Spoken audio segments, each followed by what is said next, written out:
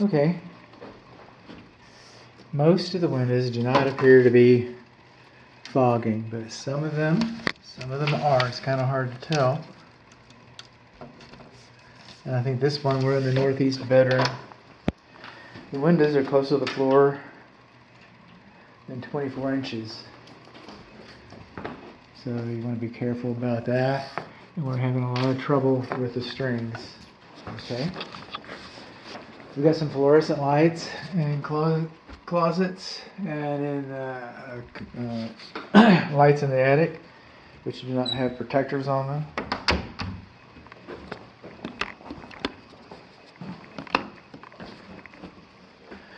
Closet, bathrooms, wallpaper.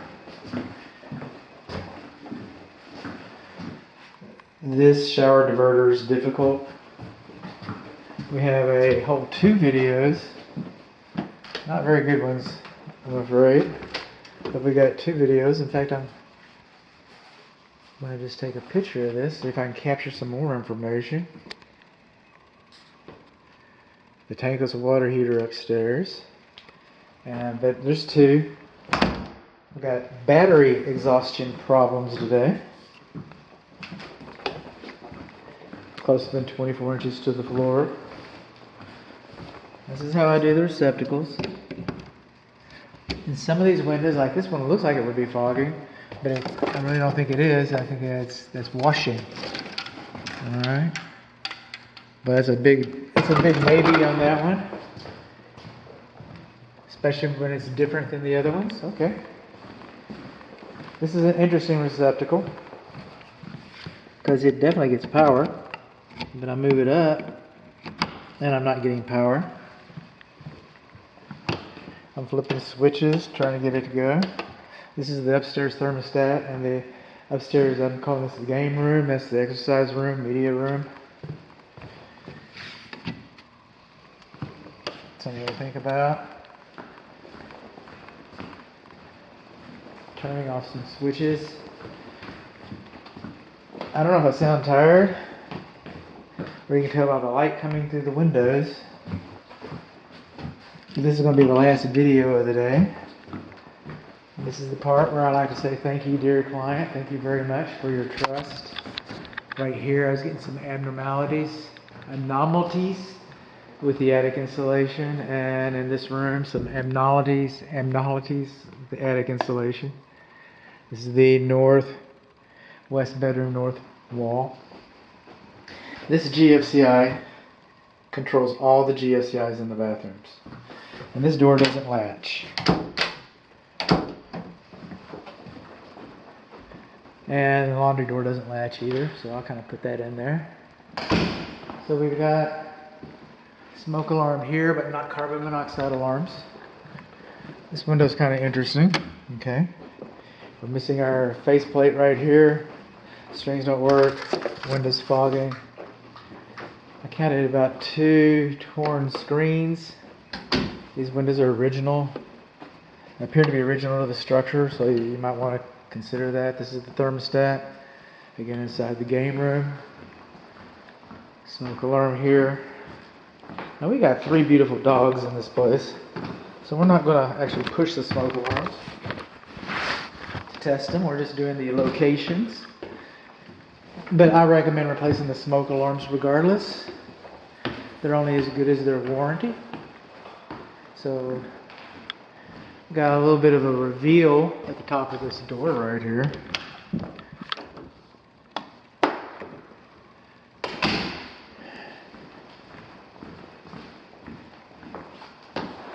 Coming downstairs, I usually like to work my way up, but I also like to do counterclockwise, so I was able to fulfill some of my things. This floor's got a little bit of wave in it. It could have been that from the day, this flooring might not have been acclimated when the builder installed it. I don't know. I'm measuring the moisture content in it. I'm getting between 4 and 5. And all floor covering manufacturers, I can't even dream of a floor manufacturer that would have a problem with that low of a moisture content. So we're good there. And coming on along, closets and stuff. Drain stopper.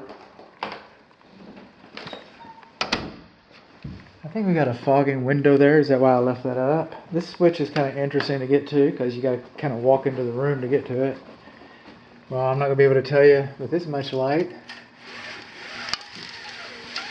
Kind of had to pick and choose some battles today. Smoke alarm. And this ceiling fan, okay, the downstairs southeast bedroom ceiling fan makes a scraping noise. Okay, that's usually you can take the light kit apart and put it back together, and that usually will correct that.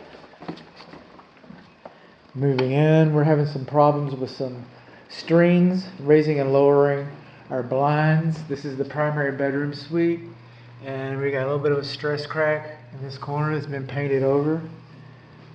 Considering the age of the house, I mean, I hate to apologize.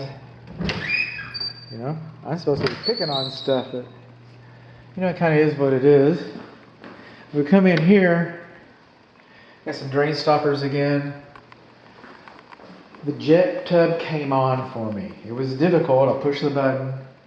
Water wasn't high enough. My fault. I sprayed the back of the window. I got it to turn off, but it was kind of scary. I gotta tell you, it was kind of, and I did not get wet over there, but I can see that.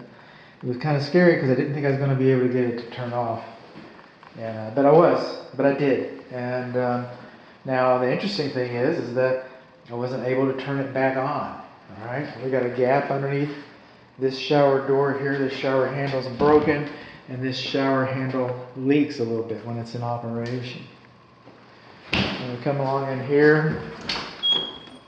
Again, the only toilet commode issue that I found was the upstairs hall bathroom flapper, what everybody calls it.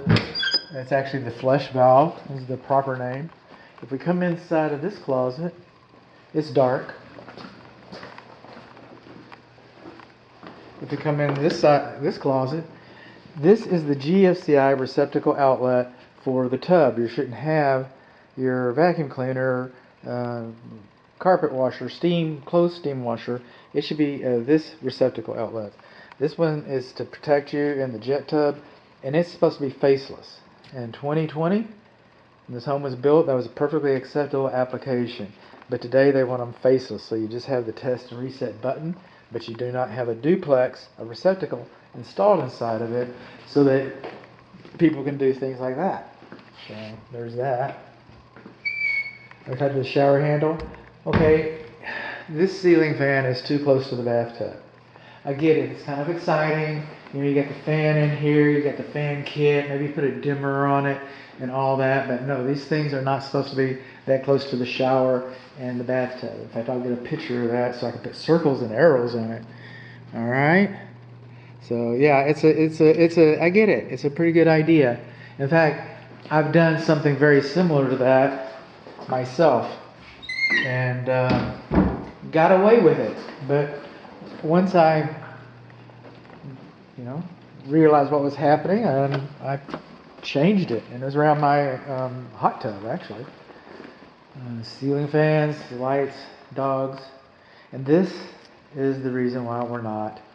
Okay, I already recommend replacing the smoke alarms because of their age. So we're looking for smoke alarm locations. But these precious babies, I don't want to mess with their ears, okay? They hear so much better than we do. They would tell us if the smoke alarms are going off, that's for sure. Okay, this door latch over here, going to the exterior, that's a fan. The fan and the light switch's orientation is backwards. The light switch should be the closest to the door and the fan further away, but that's that.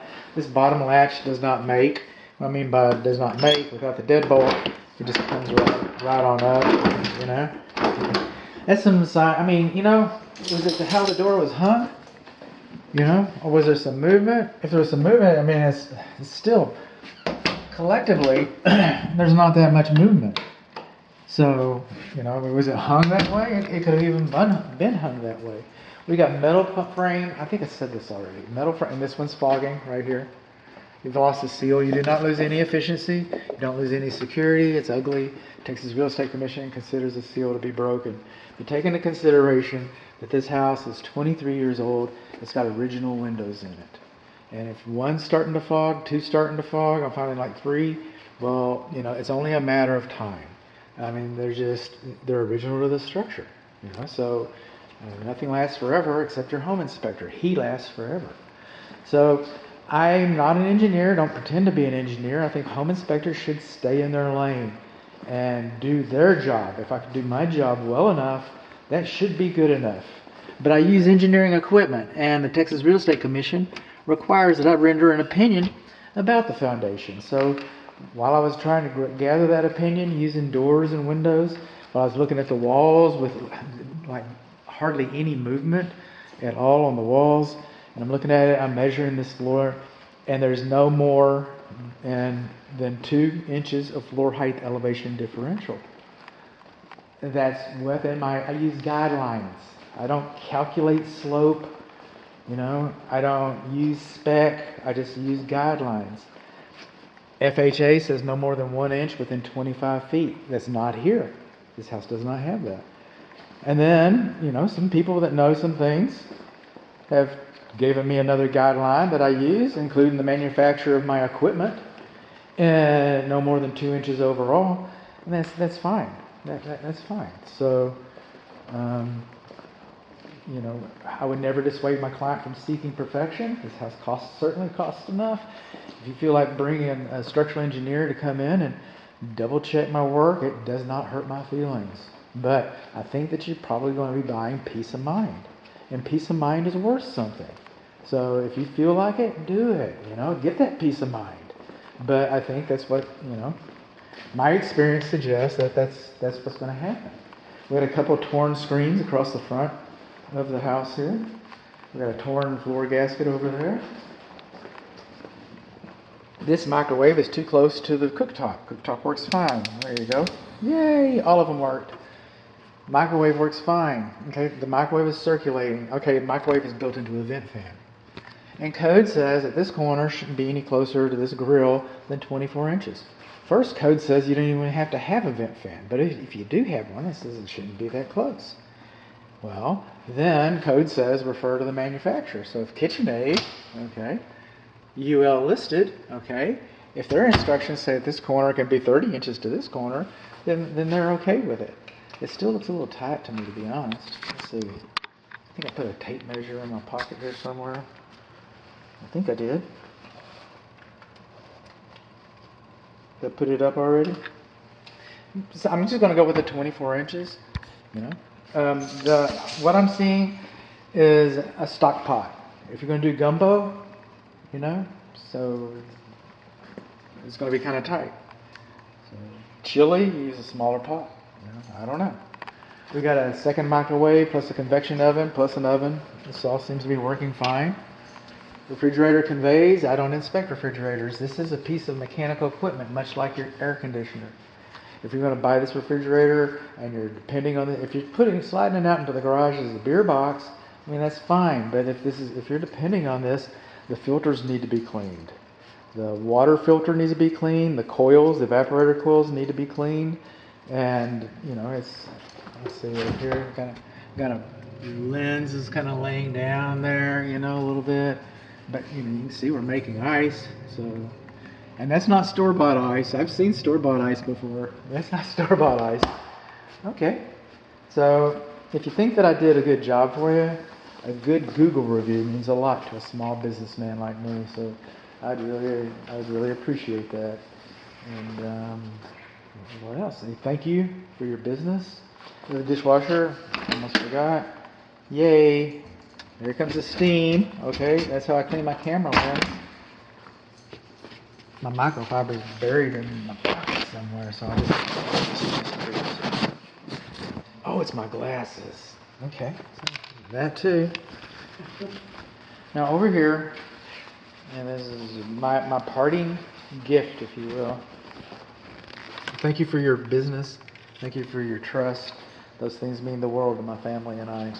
But this is called a foul line. That's hillbilly home inspection. That's how we say it. F-O-U-L. That's where all the cooties hide, and the germs, and the bacterium, and the viruses. And everybody will tell you to put a little bleach underneath it. And again, I hate discounting my work, but I've yet to have a client, it's supposed to cascade down like this. But I've yet to have a client call me up and say, hey bud, thanks for that foul line, man. Thanks for catching it. You did me a solid. You know, maybe they did. Maybe they did. They just have abandonment issues and they don't call me back. I don't know. 5/8 horsepower garbage disposal. The dishwasher drain line does not make an anti-siphon loop before it goes into there. So when Elon Musk is flying around in SpaceX and causing all the barometric pressure to come down here and push on your dirty dishes, the dirty water can go, thank you Elon, the dirty water can go into your clean dishes. I mean, if you just take the loop and bring it up to the top of here, then that would be all right. Now this home was built in 2020, right? So in 2015, they decided that you shouldn't have an electric receptacle outlet that was recessed more than 6 inches underneath the countertop. So this is more than 6 inches. And the one over here on the island is also larger than 6 inches. And that's a safety issue because you could have the cord. But it's as built. At the day this house was built, there wasn't a darn thing wrong with the locations of either one of those two plugs.